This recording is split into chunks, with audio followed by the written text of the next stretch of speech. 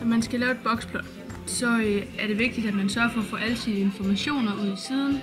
Og når man så først har skrevet sine observationer ned, så markerer man dem, der er markeret med blåt, går over og trykker på enkeltvariabelsanalyse. Så kommer den lille boks frem. Så markerer man det næste og flytter ind på hånden derovre. Så trykker man på analyser. Så kommer der et søjlediagram op. Der skal man gå ned og lave det om til et boxplot.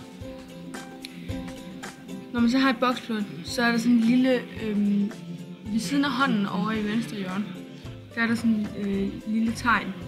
Trykker man på den, så kommer der en masse informationer op. Så kan man gå ned på boxplottet, venstreklik og kopiere til tegnefladen. Så kommer den ud. Så gør man det samme igen med næste. Tager alle ens observationer, og så trykker man på indstillinger ned i tovariabel og markerer ens næste hyppigheder. Så trykker man på hånden og analyserer endnu en gang. Så går man ind og laver det om fra et søjlediagram til et boxplot og kopierer den endnu en gang til tegnefladen.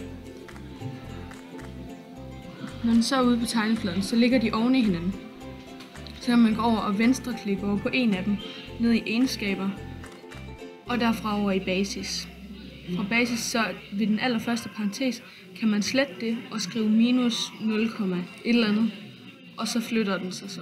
Jeg valgte at skrive minus 0,4, fordi så ryger den ned på helt ned på den anden side.